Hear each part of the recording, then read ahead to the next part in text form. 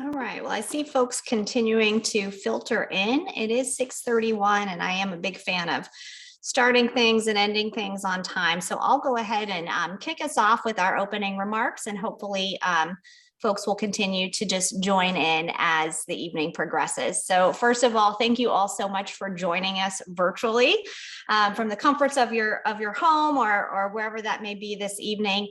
We've been hosting monthly sessions since October.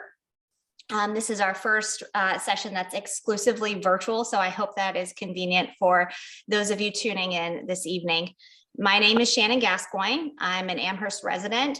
I've been on the Joint Facilities Advisory Committee for 4 years now. I've served in a variety of roles, ranging from chair of the PR subcommittee to vice chair to most recently over this last year, the chair of the committee. Our committee is composed of a number of community volunteers like myself, along with elected town and school officials and SAU employees. Each member serves a variety of subcommittees, bringing to the table valuable perspectives, questions, and considerations. We represent a variety of backgrounds, including but not limited to finance professionals, parents, grandparents, public servants, technology professionals, marketing and communication, and more that I'm surely forgetting. We were originally appointed by the SAU board in 2018 and charged with analyzing and providing recommendations regarding the state of our public school buildings in SAU 39, specifically in Amherst. K-8 enrollments were swelling to a degree that the district was exploring sending Amherst kindergarten students to Mount Vernon. We had a 15-year-old portable out of commission due to a fire, displacing 2 classes worth of children at Wilkins, guidance counselors and school psychologists using closets for office space, severe temperature swings in all of our buildings, grades pre-K to 12, leaky roofs with trash barrels collecting water throughout the middle school. You get the picture.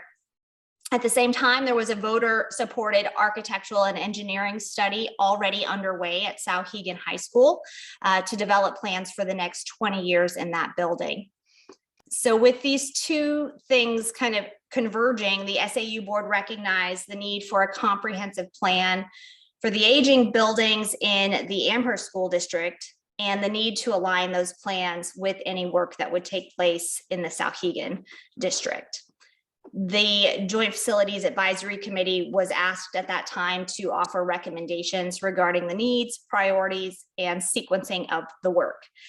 Encompassed in our charge were Clark Wilkins Elementary School, Amherst Middle School, and Souhegan High School.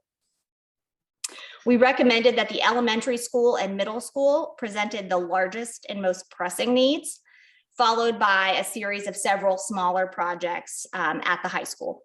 So what we're here this evening to discuss are the recommendations for the elementary school and middle school, which will appear as the proposed warrant article 12.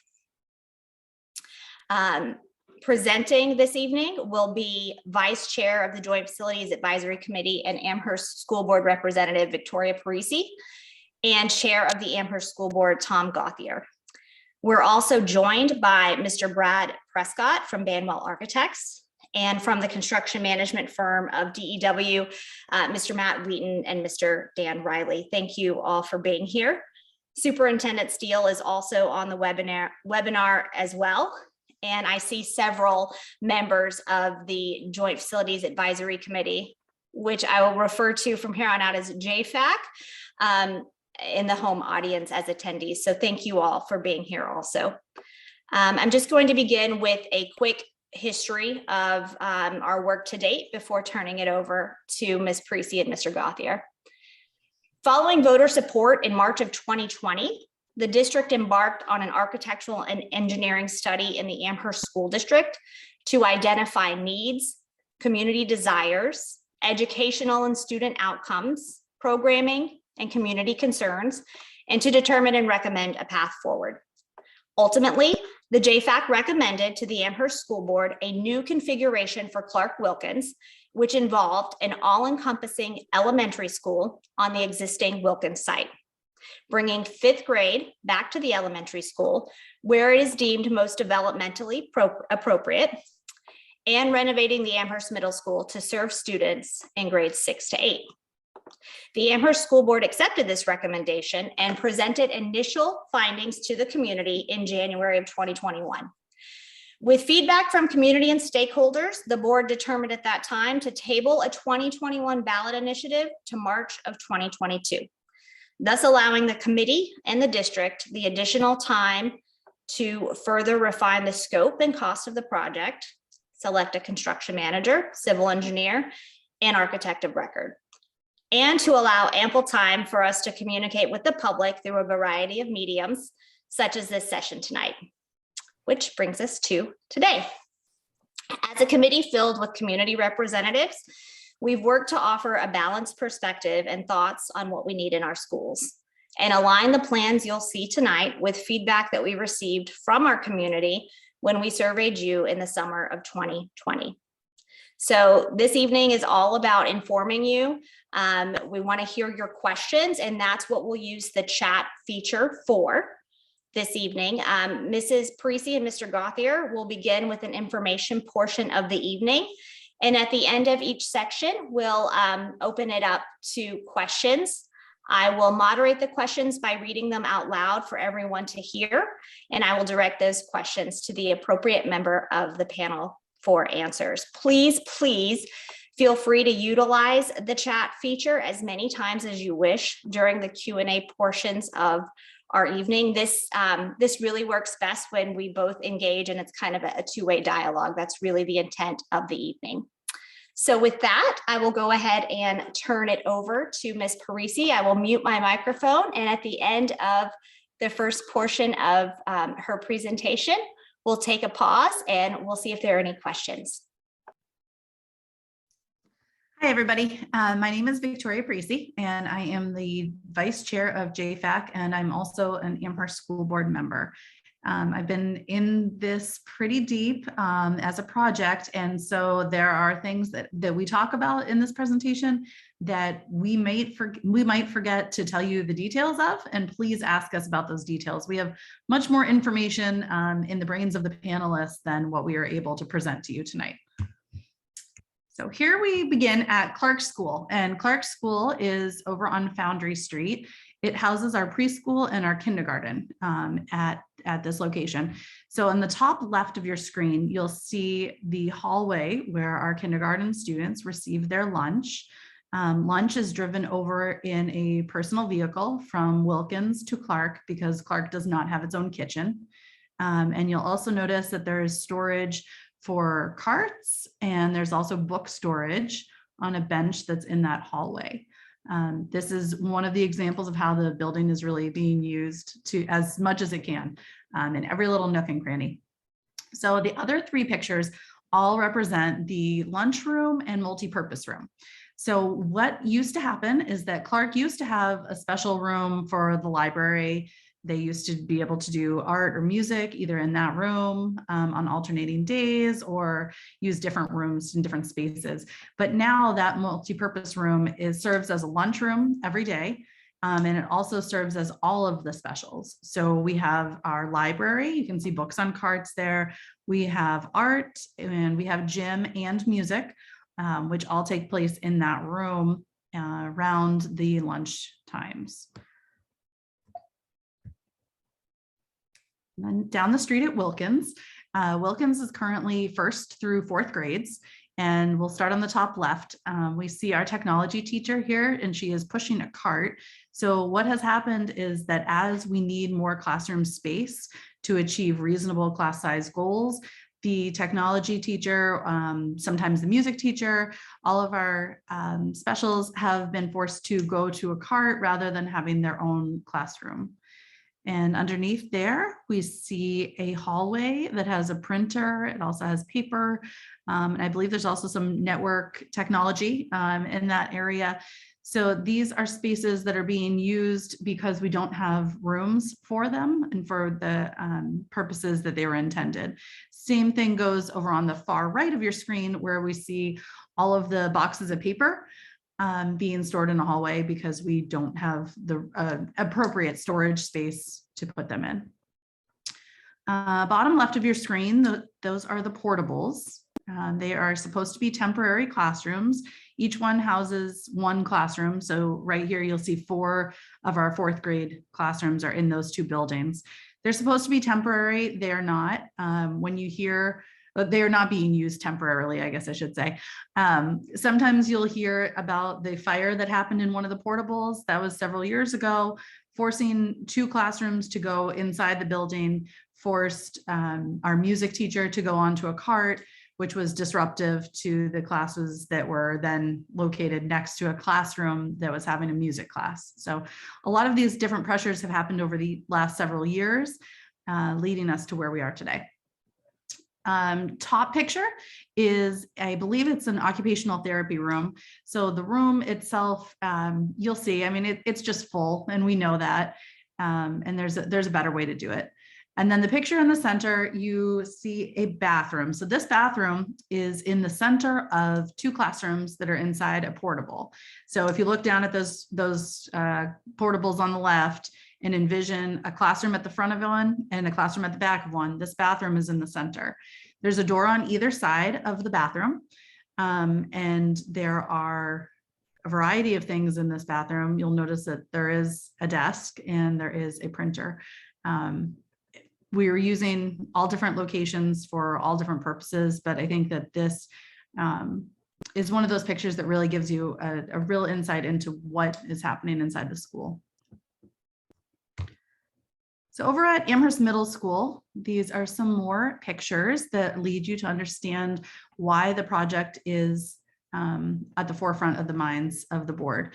So on the upper right, you've got the stairway, and this just represents some different coding issues that the building was built 50 years ago, and because of that, things have changed, and we all know that. There in the center, you see the printer that's again in the hallway, and it really just expresses the fact that our district is doing everything they can with the space crunch that they've been faced with over the last several years. The office on the left is an interventionist office, which is actually, I believe this picture is a storage closet. So there are several interventionists throughout the buildings, all of the buildings, who are using the storage closets as their workspace. Part of the reason why we see the printers in the hallway is because of where the outlets and technology are, but the other part is that we need these spaces for some privacy for the teachers and interventionists. And then down on the bottom, this is an unsightly picture that happens every time it rains. We have some leaky roof spots, more than one, at Amherst Middle School, and the rain is collected in those trash cans. When the rain comes in, it does stain the ceiling tiles. We do replace the ceiling tiles, and then the ceiling tiles get stained again. So it's a bad cycle that we're hitting over there. Something that you don't really see here on the Amherst Middle School is the fluctuation in temperatures. So we have a lot of systems across all of our buildings. The buildings were built for 50 years. The buildings are 50 and 55 years old. So the systems are nearing end of life, which means that when they break, they could be costly, they can be difficult to find the parts, but it also just means that they're not as efficient as things are today. So we have some classrooms that are so warm that they have to have the door open and a fan blowing to blow the hot air across the hallway to a cold classroom. Some of those same hot classrooms might have a small closet in them, and they might leave that door open so that the cold closet can cool or attempt to cool the room a little bit. So we have some heating and cooling issues in the middle school that aren't necessarily visible in the pictures. Sometimes we talk about the pizza pie classrooms at Amherst Middle School and what they represent. So if you look closely at this picture, you'll notice, number one, that it's in a triangle shape. So that's where we get the pizza pie thing. But you'll also notice that there is an accordion wall, and the accordion wall goes between 2 classrooms, which is fantastic for what it is, except for the fact that the accordion walls have begun to break down over time. You know, it's a design from the 1970s. So those walls become a hazard to students, need to be replaced. They're expensive to replace. Additionally, they don't have any outlets or electricity along that wall. And the way that our students use electricity in our classrooms use electricity these days are much different than they were 50 years ago. You'll also notice, if you can in this picture, in the very back, it shows kind of a teacher standing there with an overhead projector. And this is really just to show that the students who are over near the door are really at a disadvantage, or over near the teacher desk are really at a disadvantage for being able to see that area because of the shape of the classroom. So part of the reason that that we would be changing the shape of these classrooms is that because all the systems are nearing end of life, the ceilings and the walls will have to be opened up. At the time that ceilings and walls are opened up is the most economical time to change the shape of any classrooms. What we do know is that the usable education space of these rooms is 500 to 600 square feet, and New Hampshire DOE regulation is 36 square feet per child or 900 square feet, whichever is greater. So obviously these rooms are undersized.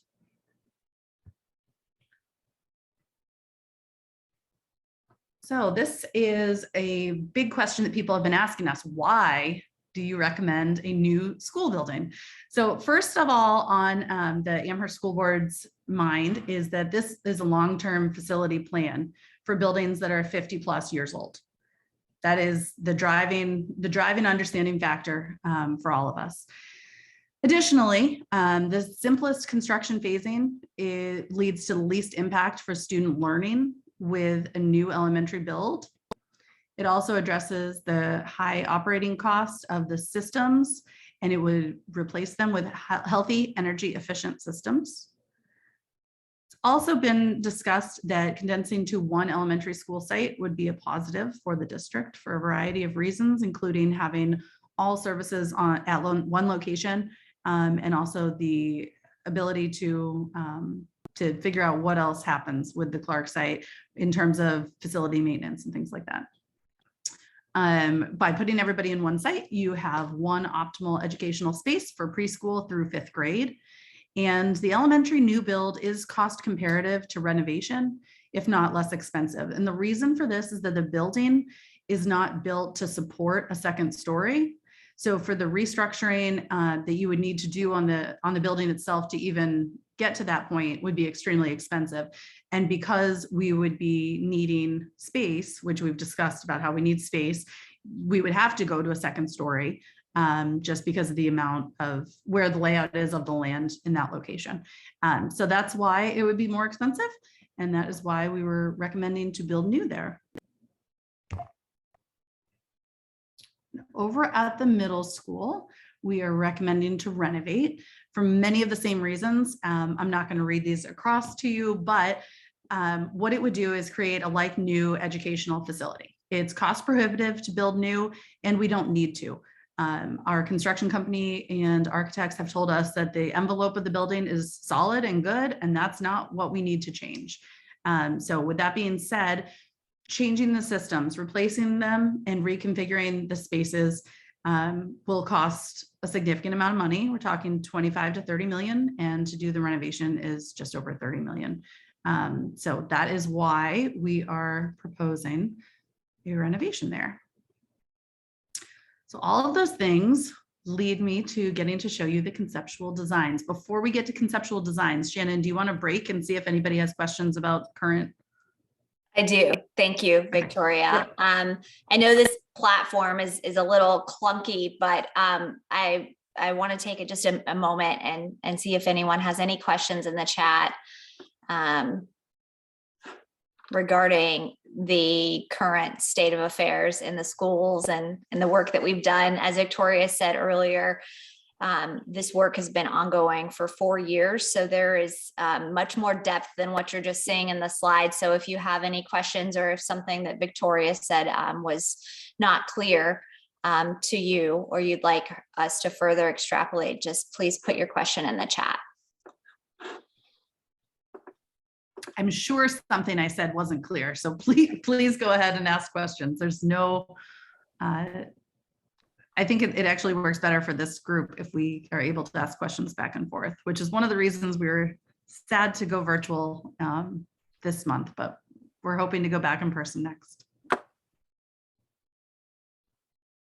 All right, seeing none, we'll move forward. But at any time, type in your question, and when we get to the next break, we'll make sure to read those and address those out loud. Sounds good. One thing that I wanted to mention that I forgot about at AMS, when we have that wall, that retractable wall, we have a lack of acoustical separation. So you have a class on one side who's trying to get really excited and do some group projects. And then you have a class on the other side trying to take a quiz and have a quiet moment. And that's obviously distracting to the students. Okay, so our program review. I did not know what a program review fully was until I got involved with this project. And this is something that our architects and I'm sure our construction management team have a lot of experience with. They've worked with our administration, both at the SAU level, but also at the building level, and the building administrators have worked with their staff to really understand what the needs are for the school. So the most important thing that I can explain to you tonight is that this school, the elementary school, is not being built for things that we don't need. And I think that's really important. Without me going page by page, I do want to let you know that all of these pages are on the jfac.sau39.org website, where you can go through and see what is included, what classrooms are included in this for the new build. Excuse me. All right, so Clark Wilkins Elementary School. It is a major addition with a small renovation. So we are going to look here at the site plan.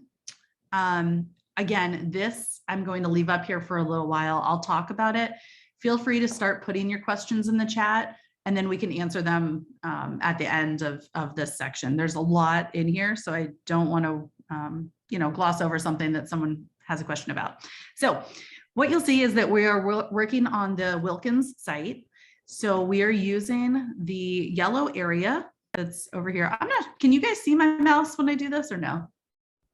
Yeah, okay, cool. So this is the current multipurpose room. It's where we have gym and lunch. It will turn itself into a full-time lunchroom, which is going to be great because we're bringing in additional grades. So that is where this school building begins. The entrance is right here near it. And then the front of the building, from about here forward, is all of the special education and music and art and library, which is labeled as media center on some things.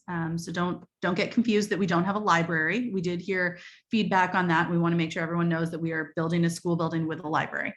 So all of those things are here in the front of the building, which is great because that means that the community can use the front part of the building while the back part of the building can be secured after hours, of course, but can be secured with the classrooms separately. So the parking increases. Some people have asked us, we all know that when you go to open house at Wilkins, it is full, very, very full.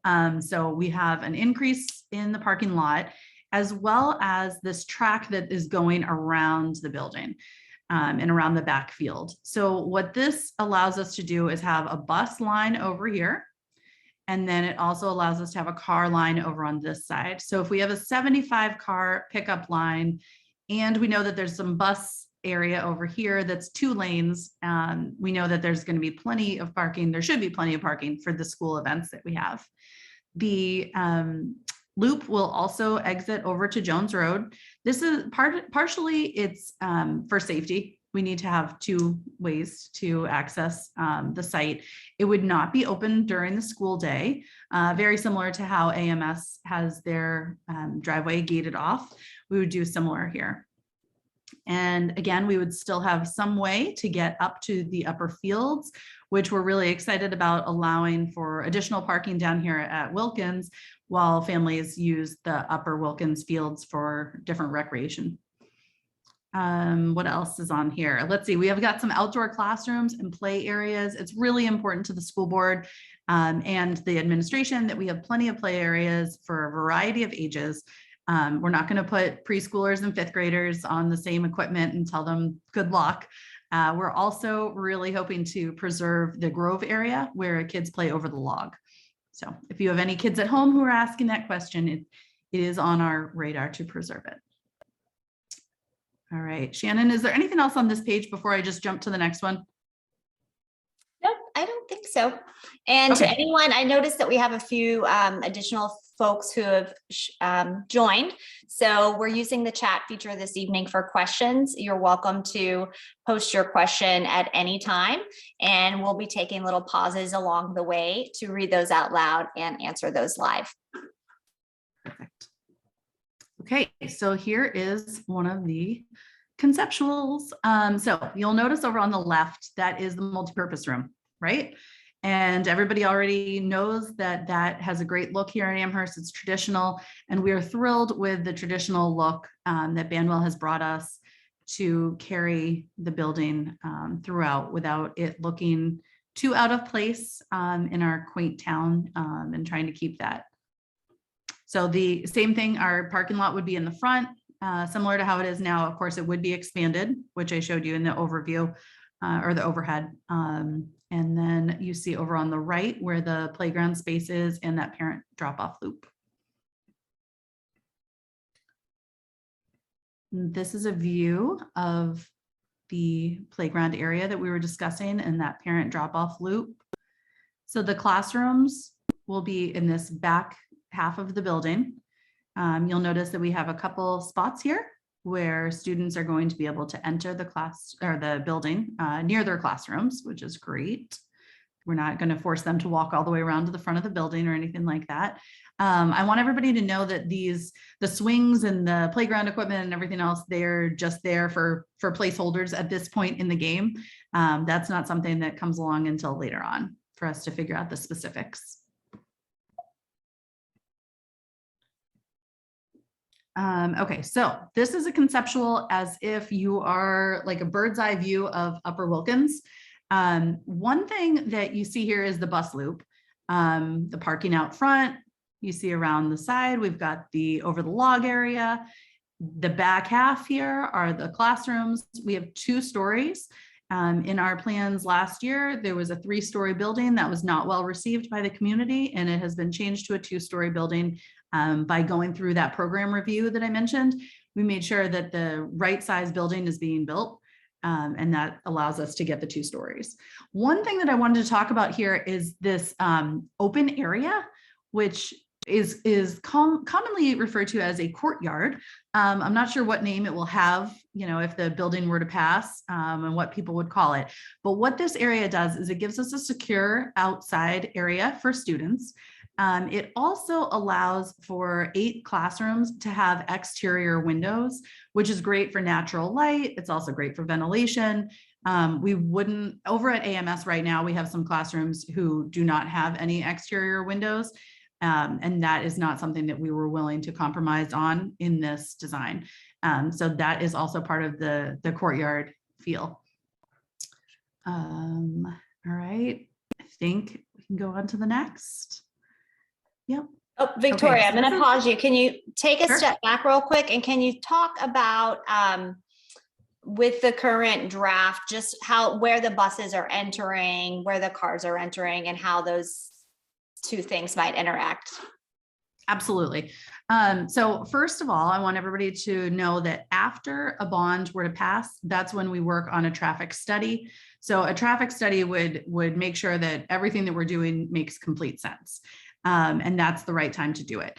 But at this point, our plan would be for the buses to enter from Boston Post, and they would enter and line up here in one line. We're making this driveway wide enough for cars to be able to go around them so that cars could go around. And I want there to be a road right here that you can see, but you can't quite. So the loop that goes back around, we would have 2 cars, 2 car widths over on it's actually the south side of the building, near the playgrounds. And that would be where the parents would line up. So the parents would exit Boston Post and the buses would exit onto Jones in this situation. Does that answer the question, Shannon?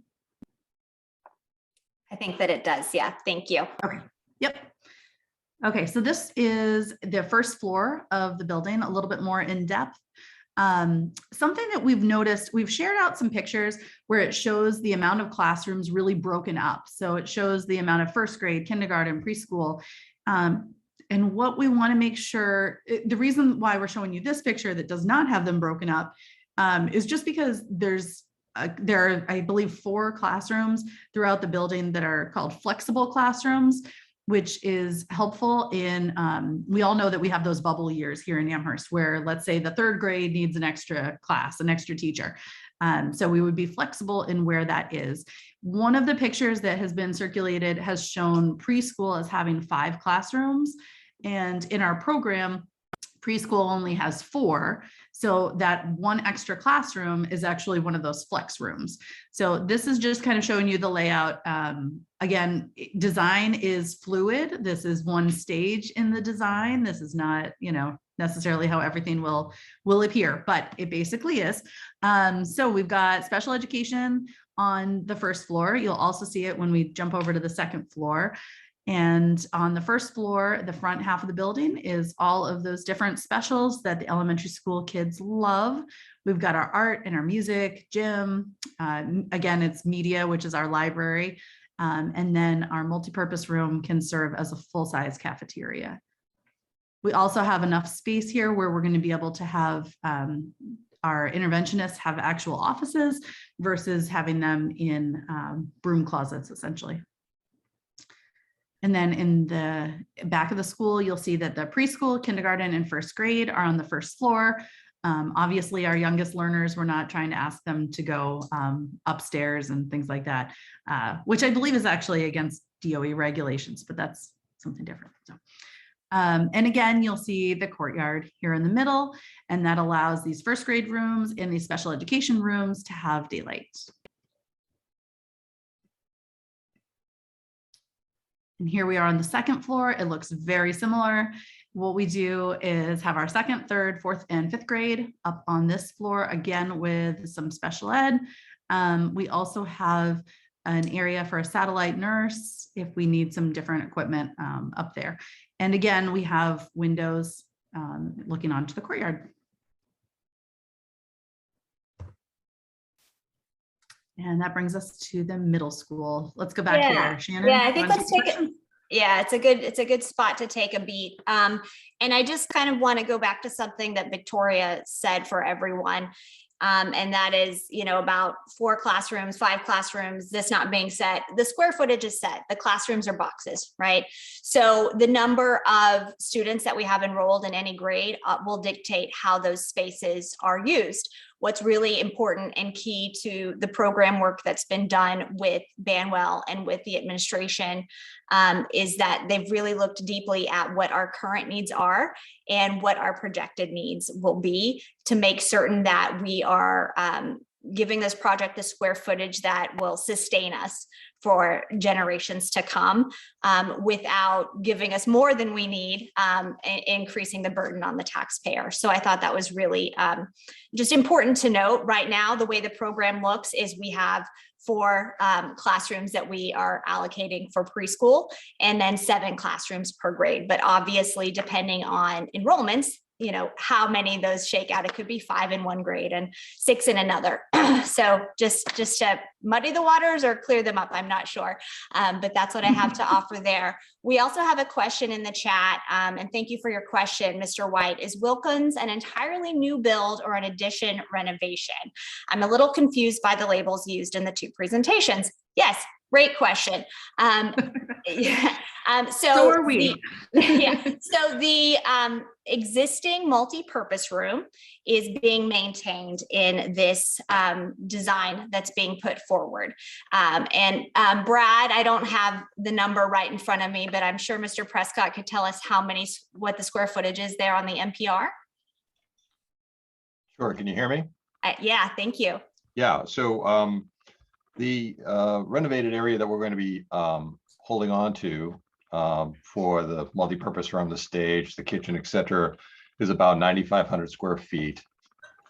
And then the addition to that building is so new construction is approximately 137,000 square feet. So it's a very large addition onto a retained multi-purpose room and its support spaces. Perfect. Thank you, Brad. Those are round numbers. Yeah, and in the multi-purpose room, we'll be doing a full asbestos removal and updating all of those systems there as part of this plan.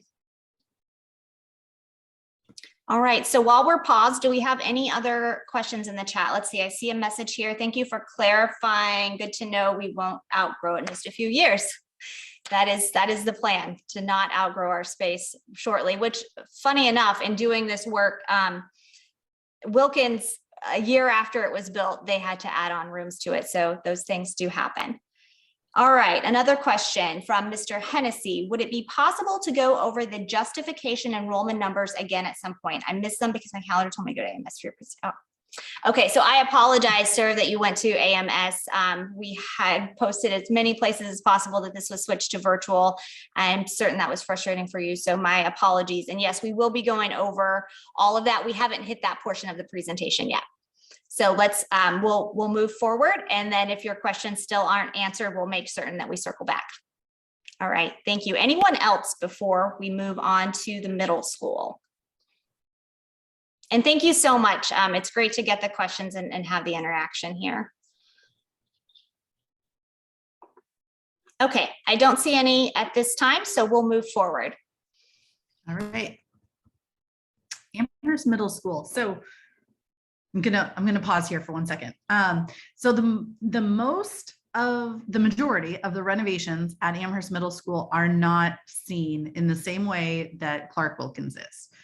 So that being said, I just want to throw that out there before we show you these pictures, because I, as somebody who is sitting on the committee, have looked at them and thought, that's all we're doing? It doesn't seem like it's really $30 million worth of work, but it is. A lot of the work at Amherst Middle School is behind the walls and behind the ceilings. It's updating the systems that are 50 years old and updating a roof that is failing.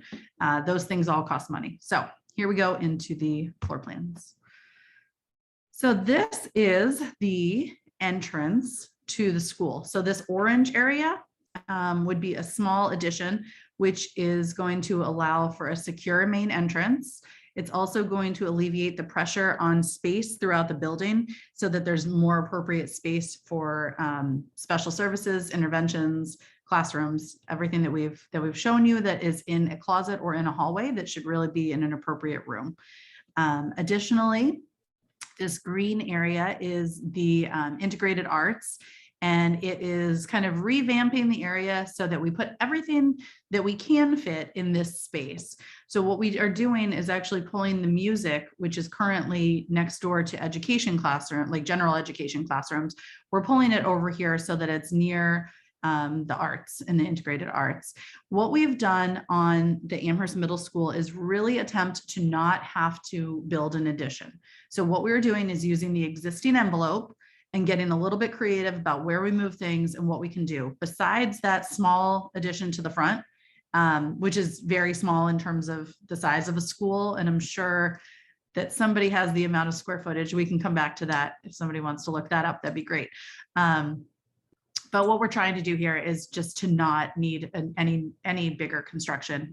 We're not looking to do another wing or anything like that on the middle school. So this moves music over away from general education and puts as many integrated arts together as possible in the space. This is showing you the first floor. Your main entrance would be over to the right of that yellow space, just to kind of help everybody orient. The plan on the left, the black and white, is what it currently is. So you'll notice that we've got all these different triangle classrooms. Those are the ones that we were telling you have the retractable walls with the acoustical issues, as well as areas in the classroom that are just not the greatest for student learning in terms of being able to see the projectors and things like that. So the building would square off those rooms as much as possible. What we also do by bringing fifth grade out of the middle school, it alleviates a little bit of the pressure. So back in 2001, But even back before that, when they were working on different ideas for how to alleviate the overcrowding problems, they had the plan for the middle school to be 6th, 7th, and 8th. So when this wing was built that you see has like the blue classrooms and then the yellow and green, when that wing was built, it was built to alleviate the space so that they could have 6th, 7th, and 8th. When they ended up being so crunched, 5th grade ended up having to move from Wilkins to go to the middle school. So what we are doing is kind of putting it back to where the plan was, developmentally, to bring those 5th graders down to the elementary school, but also space-wise to be able to have the middle school work the best that it can for the students and the teachers who are in there. You'll notice there's just, some other areas here that are going to be broken up a little bit differently so that we have proper special services and intervention areas throughout the building. And then above that on the second floor, very similar situation. We're squaring off rooms where we can, and we are moving the music classes over to the integrated arts area. The family and consumer sciences is the only room that would be considered an elective, I guess, that would be over on this general education half of the building. And again, it's just based on the amount of space that we have and trying to put as much as we can where we need to put it. And those things that are most disruptive, like our beautifully loud instruments, putting them away from our general education students. And I guess that's all for AMS. I think that the most important thing that I just want to again stress is that AMS will be a full asbestos abatement. We're talking mechanical, electrical, plumbing, the roof, lighting. We're talking all of these major systems that are just at end of life. And the other reason that we need to do this is because we need the space. We've needed the space here in town for a while. It really is not a reflection of our current enrollment. It is a reflection of the use of space that has happened differently over the last 50 years regarding our use of special service space that we are required to provide. And also the amount of different, when we say special services, it's not only our students who are most in need, but it also includes all different services that we keep within our school district to reduce the cost of sending those students out of the district. Things like speech therapy, reading interventionists, math supports, and things like that. Do you have any questions on AMS, Shannon? Let's see. Open up. AMS is a quicker one, like I said. We'll not as flashy. We'll give folks a pause for questions. I want to go back real quick and just mention someone in the audience asked that I mentioned at the elementary school, we are gaining a gym, a proper gymnasium, which would be available for recreational use through, in after school hours. So currently our recreation department is utilizing quite frequently our multi-purpose room. That will still be there and available in the evening as well. So the community is gaining an additional space for recreational programming, meetings and things of that nature. So I think that's a win for the community in my book as well. And at AMS, yeah, it's very interesting if you have kids at AMS or if it's been a number of years since your kids have been at AMS, but it's stark to walk through the building and to really experience those temperature fluctuations, to see the closet space that's being used for interventions. And it's not just intervention space that we're limited for, we're limited when it comes to enrichment space as well. So again, trying to really meet and reach the needs of all of our learners throughout the district. This plan is aiming at that. I do see a question in the chat, any theater space at either school? That's a great question. We will be maintaining the current theater space that's at Amherst Middle School. Not much is changing there.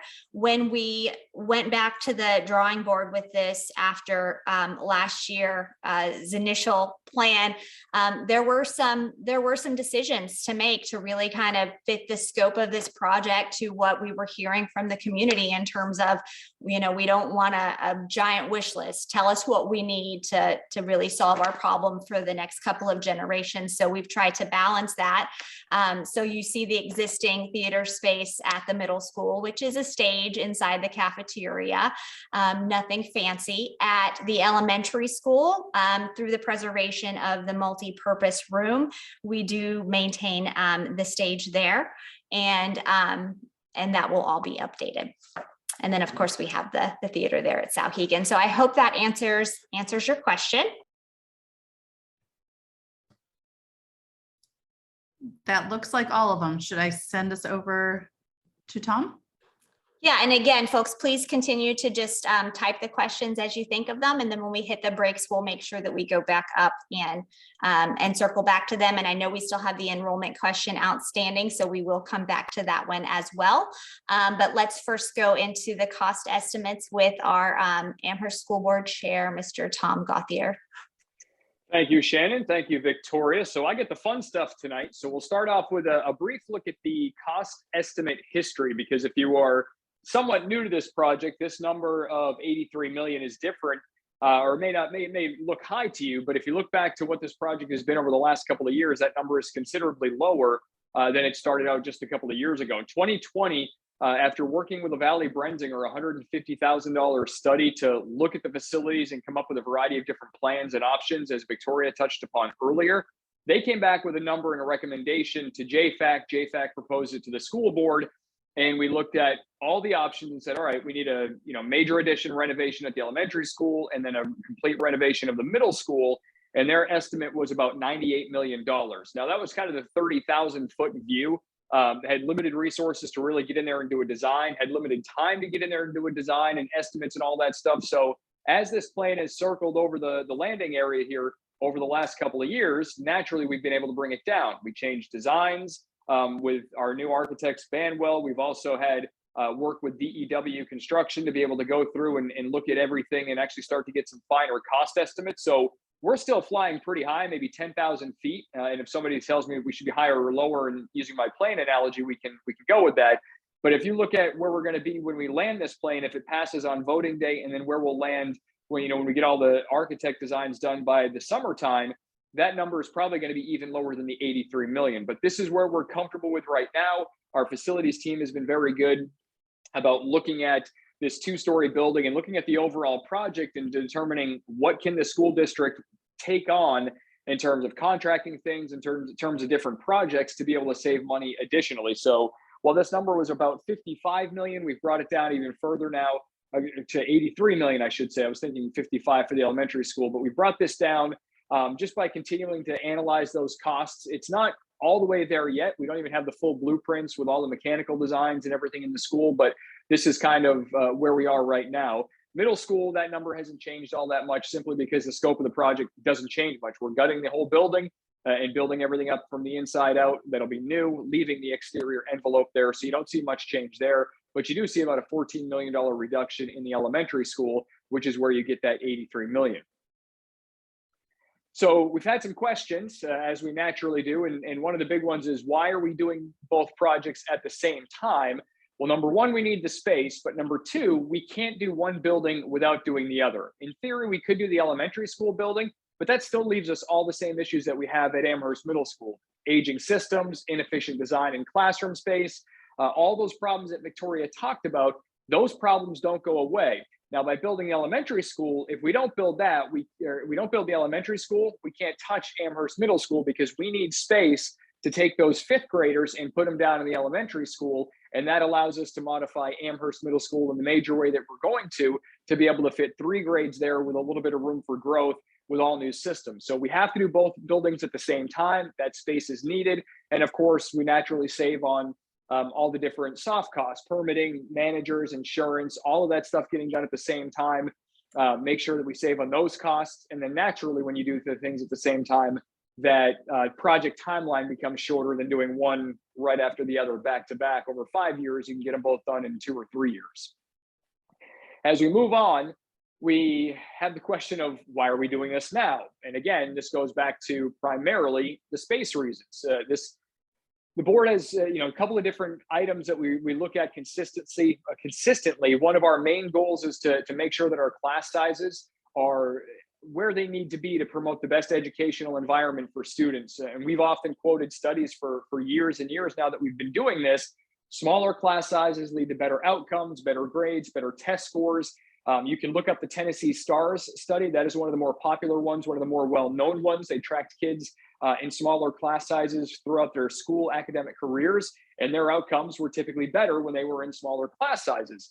So naturally, we focused on that as one of our goals. By designing these buildings the way that they are now, we'll have a little bit extra classroom space if we have a grade that swells up bigger than anticipated, but we also have that space to keep those class sizes where we want them to maximize the learning environment. The other thing that really eats up a lot of our space is our special programming. We brought this in-house a few years ago. It's a major cost savings every year to the district, millions and millions of dollars by having all of the special needs programs run in-house. Certainly, it's better for students to be around their peers and around their friends, the kids that they presumably play with, before and after school and on weekends and in the summertime.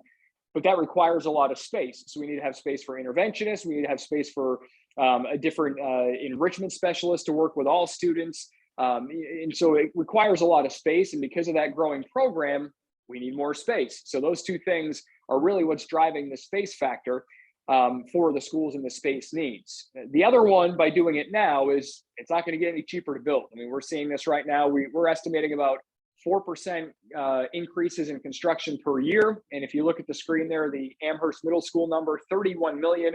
In about 10 years, you're looking at 43 million to do that if you add about $1.2 million on every year for the cost of that project. And the same for the elementary school, probably more like 2 million a year in terms of inflation for costs and all the other inflation costs that go into it. So in about 10 years, you're talking almost $21 million more than what you are right now. And then bond rates, we've heard this in the news a lot over the last year. Those are going to start to go up as well. Recent projects were quoted at about 1.98% here in the state. And that number is at the low point now, and it's just going to continue to climb. So by doing this now, we can take advantage of better construction costs that are only going to rise, and the same for the bond costs down the road. So when you go to the polls on voting day, you're going to see two warrant articles that are related to each other. Now, we stressed this at the public hearing a few weeks ago. Both have to pass, or the first one has to pass. Article 12 is the facility project. That is the $83 million. Victoria, did I get that number right? 12? I just drew a blank on the number. It is Article 12 is going to be the facility project. That's $83 million. That's for both schools, the elementary and the middle school. The other one cannot pass if the school project fails. So our solar energy project for just over $2 million, this is going to put solar panels on top of both schools, the elementary and the middle schools. So if the solar one passes at that 3/5 majority, because it is a bond article, the school one has to pass in order for the solar energy one to be carried out. The school one can pass and the solar energy one can fail, but it cannot be flipped. So that is one thing that we're putting on there. But as a school board, we thought it was very important for taxpayers to be able to decide if they wanted to add this to this project. As a board, we weren't really committed one way or the other on this, but we thought it was such an important issue for voters. We've seen public forums like this where people have asked about solar panels and they've asked about other green energy and efficient energy systems. So doing this, we decided, let's put it on the ballot and let's let the town decide if they want to add this to this school project. So that is why you're going to see it on there. And that is why the board didn't feel comfortable and maybe wanted to just make extra sure that taxpayers were behind the solar project if that is how they wanted to go. So what is this going to cost the average taxpayer? You can see on this chart, it starts off low in that first year and then goes up to just under $900. And then it drifts all the way down to just under $600 for the average size home in Amherst. Those are the numbers that we were basing off those numbers that were set back in November. The town is valued about $2.3 billion. We're looking at a 30-year bond length at 2% interest. And the average household value of an Amherst home is about $482,000. So that is where you're getting those numbers from. And obviously, if your house is valued more or valued less, your waterfall is going to look a little bit different. But it's about $900 in year two, and it goes down to about $590 in the 30th year of those bonds. And then you break it out here, just on the next slide, what the actual year one and year two costs are. Again, based off that average home value of $482,000. Year one is about $260, and then it goes up to $900 and then down to just below $600 for the average size home. So those are look at the cost estimates. Are there any questions on that before we continue on for the last slide here? I'll give it a pause there to see if we do have any. Seeing none come in, we'll keep obviously the chat open. If you do have a question, you can submit it to the chat. Let's go to that last slide, Victoria, and just take a look at what the next overall steps are. So obviously tonight is this public forum. We've knocked off a couple of public forums already. We had our public hearing session at the high school on January 12th. Our deliberative session is coming up on February 8th. That'll be at 7 o'clock at Souhegan. That is the final chance for taxpayers to have a say as to what goes on the ballot and what those cost items are. We'll have another public forum in about 3.5 weeks in February 15th. Then we'll have another one the weekend before voting. That is another weekend session. So one final chance to come out and really learn some more about this project. Any new information we have at that time, we'll certainly share. And then on March 8th, it's voting day, which is only give or take 50 days away. So it's right around the corner here. So there are still plenty of opportunities, 3 more that you can come and ask questions on and really get a chance to see the facilities that we have now, but also ask overall questions of this project. So we encourage you to continue to do that. And then, of course, we still have our JFAC website, which is jfac.sau39.org. And then you can also text to JFAC to 888-777. And you can get some more information there. You can actually submit questions to the website as well. If you have questions that come up that either you didn't get a chance to ask tonight, didn't get a chance to ask in another meeting, or want to ask in a more private setting through email right there. So with that, I will turn it back over to Shannon and we can touch on any final things. I know we had to talk about the enrollment numbers as well. Yep. No, for sure. Yeah. Thank you, Tom. I don't see any new questions. So I'd like to circle back to enrollment because we didn't have a slide to discuss that. But in regards to enrollment, we've had a community member here in town who's been supporting the SAU with enrollment projections prior to COVID that informed our initial planning phase. Since COVID, we've had fluctuations with homeschool and students delaying entry to kindergarten or first grade. However, while enrollments had declined for several years, they have remained stable for the past 5 to 6. As a result, this plan sizes those buildings slightly higher than our current enrollments, which are projected to remain stable, while ensuring that the buildings, especially at the elementary school, can have additional classroom space added in the future should enrollments increase. We are also building the core facility. So if you go to, I put earlier in the chat, I put the link to the program sheets, which really bullet out all of the capacity for all of the rooms and the core spaces. I encourage you to go to those and really take a deep dive into them. But when you go there, what you'll note is that the core spaces being cafeteria, gym, those core facilities are sized for a larger population than our classroom facilities, and that is to plan for if we need that eventual growth. If we were to need to expand the building, right now what we're looking at is if we tried to expand Clark, for example, Clark is landlocked, so there's not a lot of room to build onto. But even if we wanted to build onto that, the core facilities wouldn't support the addition of classrooms. Likewise at Wilkins. So this new building sort of hedges our enrollment where it is now. So it allows us to take care of what we have today, which we're not doing very effectively or efficiently at the moment, and gives us just enough room for the future. And then if we explode and we go even beyond that, there is also the opportunity to expand onto those buildings if we needed to. Shannon, I'm seeing the question here. It says, could you please talk about how overcrowded we are now in specific numbers? And how many more students do we have than we can accommodate? So I'd like to jump in on this one a little bit. Cool. If we think about our elementary school, we currently have 4 fourth grade classrooms out in portables.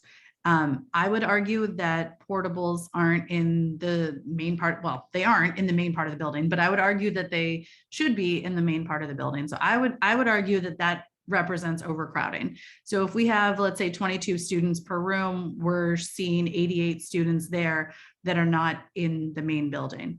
I would argue at the middle school that a classroom should have exterior windows to allow for ventilation and to allow for light. And we have at least 1, if not 2 classrooms over there that are interior with no exterior windows.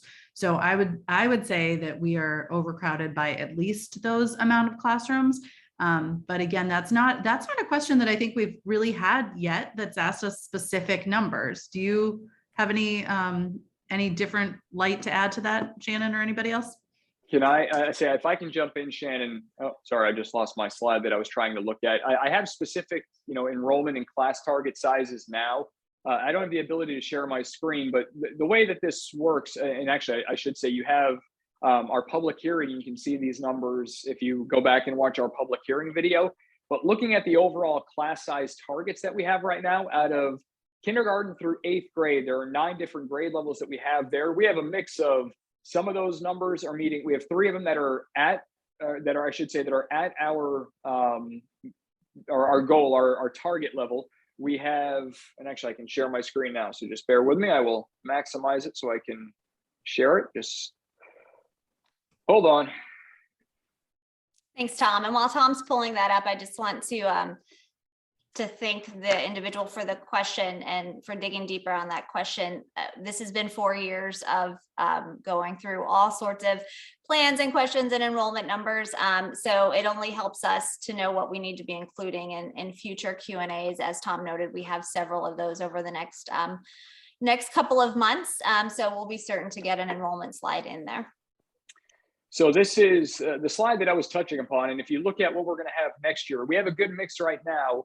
But it's not a stable mix. So we have kindergarten and 1st grade, and then 5th grade, we're at or below what our goal is, our target number. But if you look at 7 and 8, 3, 4, 7, and 8, we're above that number, but still above the maximum. And then we have grade 2 right now, where we're above the maximum goal range that we have between 16 and 20 kids. So if we get an influx of kids, if a family moves in with triplets in 2nd grade or something, or they move in with 10 kids in the neighborhood, which could always happen, we don't really have a lot of room for growth on that to maintain the target size that we need. So I don't think it's a question of, what kids we're not able to accommodate. It's what our goals are and how we're able to accommodate the best educational environment. The other thing that I'll add on to this is that we also have, in some of the slides that Victoria shared, you saw our interventionist space. So we have part of the special programs where we have interventionists working one-on-one with students at different times throughout the day. We have 6 of those cubes, 6 of those work areas in one room right now. That's not efficient. If you have more than one student in there at a time, which is bound to happen during the course of a day, it's hard for those 2 kids to be competing with each other while trying to work with that interventionist. The new plans alleviate some of that space crunch, because it's not fair for these students who are already getting one-on-one programming to really have to do that in a 2-on-2 or a 3-on-3 setting, where it becomes that much more difficult to focus and to really achieve those goals. So it's not, we have to kick kids out and we don't have room for kids, but it all adds up to those factors to get us to this point. It's not any one thing. They certainly all contribute. So I just wanted to share that, looking at the exact numbers and then in more of the philosophical and the general ideas behind this as well.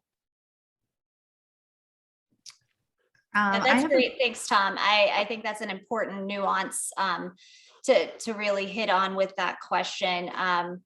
The number of students that will fit in the building versus how we want to deliver, our educational outcomes and services to students, right? Do we want to continue offering intervention in a closet? That's a value proposition that we're placing before our community as part of this project. And then let's talk about the efficiencies too of having one building for an elementary school. Right now, if you want to get down to the really nitty gritty of it, we have 4 buildings for elementary schools. We have 2 portables, 2 trailers, essentially. We have Wilkins School, and then we have Clark School. So while the portables are on the Wilkins campus, we have to cart lunches over to Clark every day. Administration has to go back and forth. Building leaders have to go back and forth. You have to have multiple nurses, 1 for each building or 2 for each building. God forbid you had a pandemic or some crazy thing happen that we know will never happen. If anything like that happens, you're doubling up on the amount of resources that you need because you have those 2 buildings. You have 1 building, you can reduce some of that, what I will say, common space needs and common space staffing, if it makes sense to word it like that.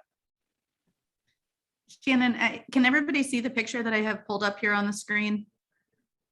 I believe it's of, yes. Okay, so this is a classroom that is holding multiple intervention spaces.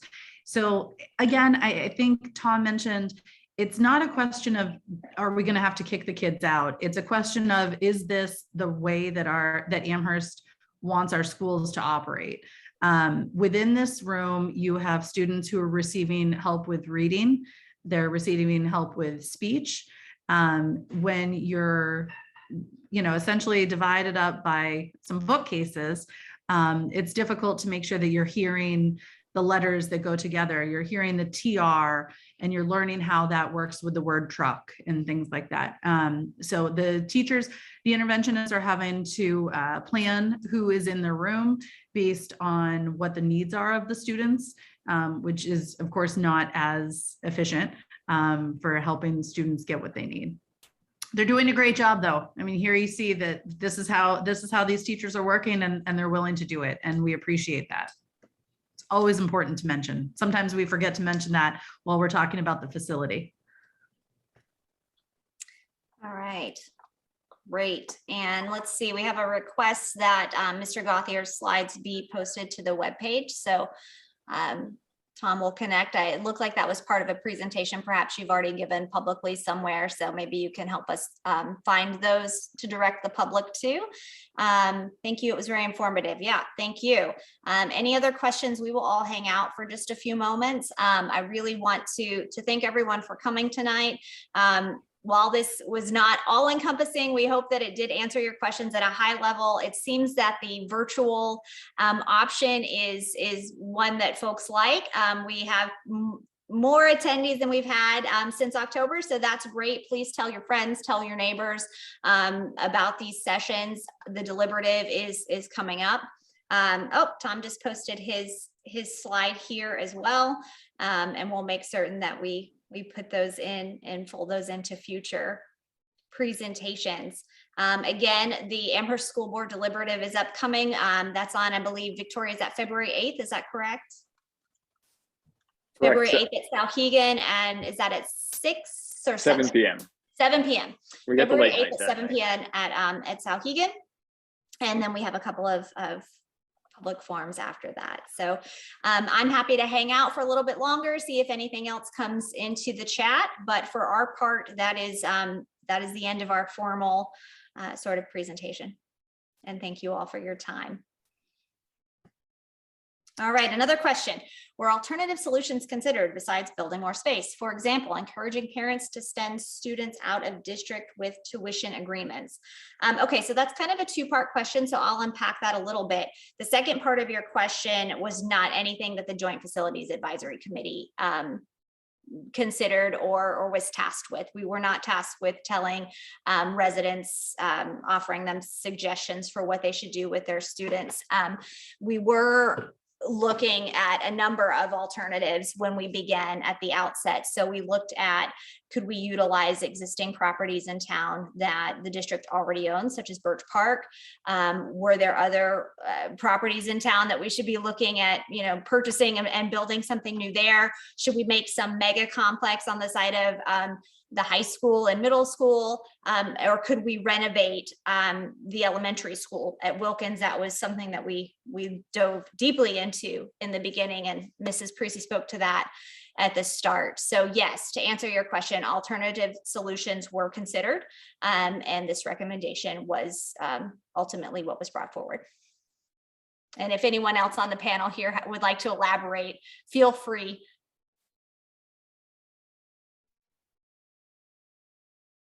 Okay, great. Any other questions?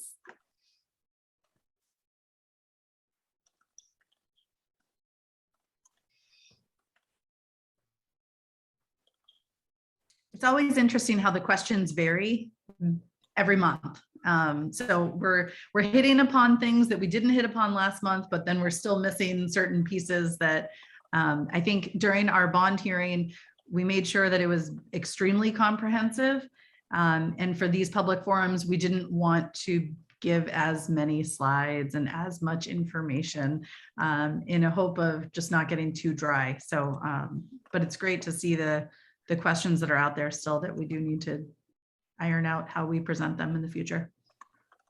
Well, and as we move forward, I think it's also really important to know that these sessions inform the work of the committee and the board and the district. For example, the solar topic is a really great example of that. The very first Q&A that we ever had, a number of residents came really wanting more information on solar, really wanting to make certain that we were making our every effort to make these buildings sustainable and energy efficient and green and all of those things. So I think that it's important to know that, you know, that's part of why these things are important as the design phase of the project continues. All right, well, it is 7:41, so we're just over an hour. And I know that, you know, there's football going and it's Saturday night. I appreciate so much everyone turning out. If you have questions, jfac.sau39.org, front and center, there is an ask a question box. We respond to those as soon as we receive them. So please send those in. And then, you know, if it's a question that we're repeatedly getting, that allows us to fold any of that information into future presentations. Or of course, the Amherst School Board also has an email, which is asb@sau39.org. If you want a more formal communication with your elected representatives there, I would encourage you to do that as well. And Victoria, I saw your hand. Yep, something that I wanted to mention. Here on, when anybody attends a community forum, it means that you're vested. You have questions, you want to know more. And what we're going to ask is for people to really share that information out. What we're looking to do is make sure that everyone is informed come March 8th. We are trying to reach as many residents as we can. There have been home mailers. We are doing these. We're reaching out in the Amherst Citizen, which we know is digital only, and that's a hurdle. But really what we're trying to do is make sure that everyone feels comfortable reaching out to us with any questions. If you're interested in hosting, you know, your own Zoom group or your own in-person, we have different members of the board and JFAC who are willing to come out and answer questions if you want support on being able to really open up that conversation with your neighbors and friends in town. All right, last call. Going once, going twice. All right, this session is adjourned. I look forward to seeing you all at the deliberative. Thank you to everyone on the panel for your time this evening, and enjoy the rest of your weekend. Bye.